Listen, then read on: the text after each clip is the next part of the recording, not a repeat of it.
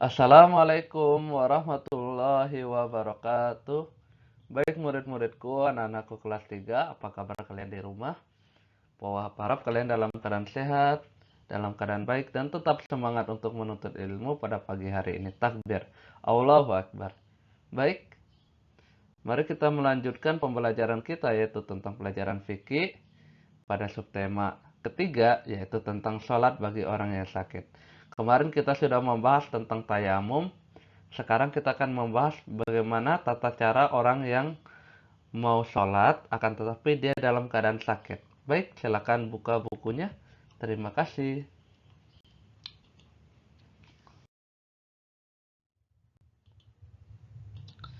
Baik murid-muridku, kita masuk kepada bagian C, yaitu tata cara sholat bagi orang yang sakit. 1. Sholat bagi orang yang tidak mampu berdiri. Perlu diketahui bahwa sholat merupakan salah satu cara bagi hamba Allah SWT untuk berhubungan dengan Allah. Jadi, bagi manusia, umat Islam khususnya, sholat adalah cara bagaimana kita berkomunikasi dengan Allah. Baik berkomunikasi dengan ingin memuji, ingin meminta pertolongan, semua bisa dilakukan dengan cara sholat. Ini artinya dalam keadaan bagaimanapun kita harus melakukan sholat. Misalnya dalam keadaan perang, keadaan sakit kita harus sholat, tidak ada alasan untuk tidak sholat. Berpergian misalnya kita harus sholat. Dan bahkan dalam peperangan pun umat Islam harus tetap sholat dan istiqomah. Jadi sholat merupakan salah satu ibadah yang sangat penting dan harus istiqomah dilakukan. Istiqomah artinya bahwa kita harus melakukan secara terus-menerus. Itu arti istiqomah. Baik, kita next saja.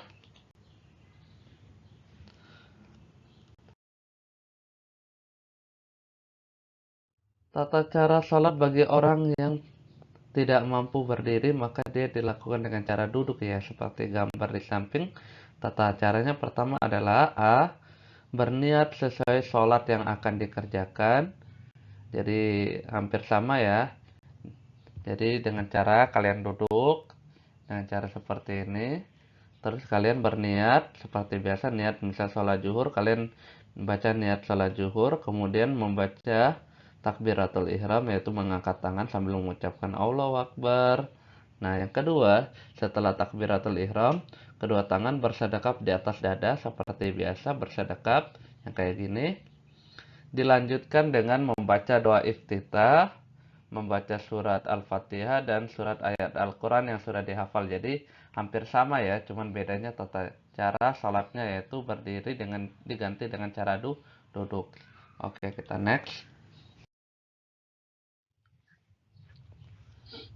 Kemudian ruku. Ruku dengan membungkukkan badan. Adapun bacaan ruku adalah sebagaimana bacaan ruku dalam sholat dengan cara berdiri. Jadi rukunya karena kita kan duduk, jadi rukunya membungkukkan, membungkuk itu artinya sedikit merendahkan badan kita, jangan sampai dipaksain. Nah, setelah ruku dilanjutkan dengan i'tidal dan duduk kembali seperti semula. Semula bacaannya sama sebagaimana baca dalam keadaan salat dengan cara berdiri. Jadi i'tidal nanti kita bangun, tadi kan bungkuk, jadi sekarang kita agak bangun, kita membaca bacaan i'tidal.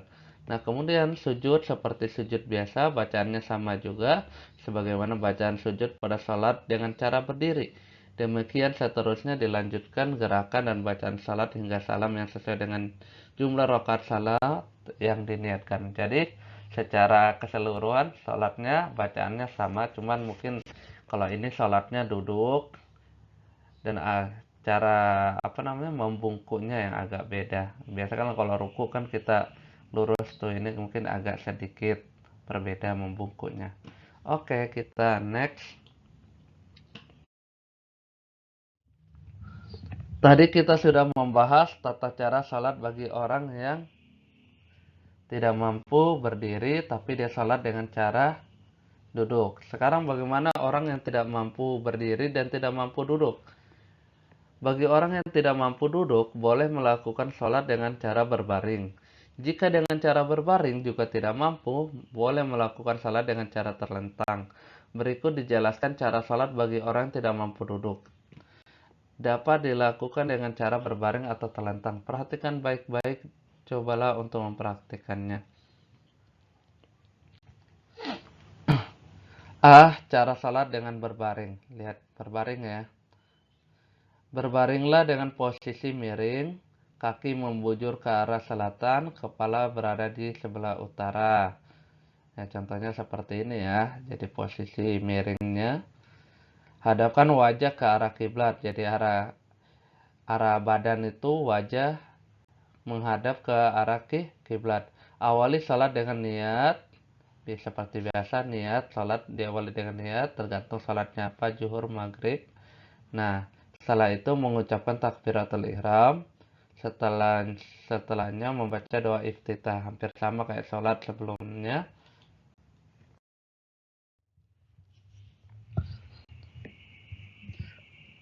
Setelah membaca salat, saya masih membaca salat lagi, maaf. Setelah membaca surat Al-Fatihah dan surat ayat Al-Quran yang lain, setelah itu lanjutkan dengan gerakan ruku.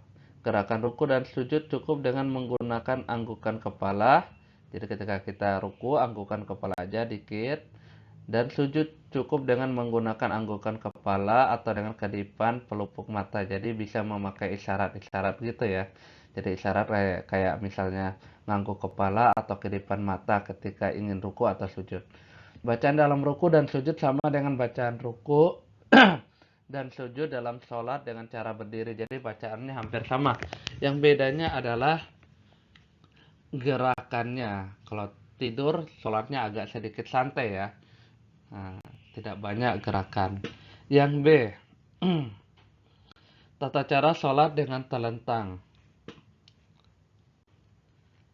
Yang pertama, letakkan kepala di sebelah timur. Usahakanlah agar kepala diganjal dengan bantal sehingga wajah bisa menghadap ke arah kiblat.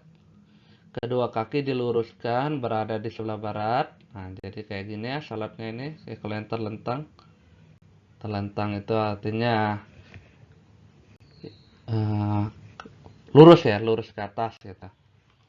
Kemudian berniat sholat yang akan dikerjakan. Jadi hampir sama kayak tadi. Sholat harus diniatkan dulu dengan sholat apa, niat sholat apa. Setelah itu gerakan ruku dan sujud cukup dengan melakukan gerakan semampunya atau bahkan isyarat kedipan mata. Jadi ketika kita tidak mampu, kan kalau tidur tidak mampu ruku tuh, cukup dengan mengedipkan mata sebagai tanda isyarat kita ruku gitu.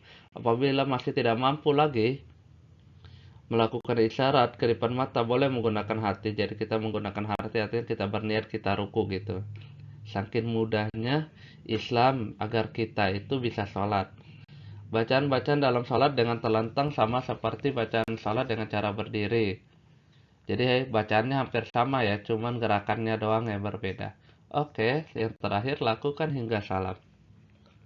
Kita next.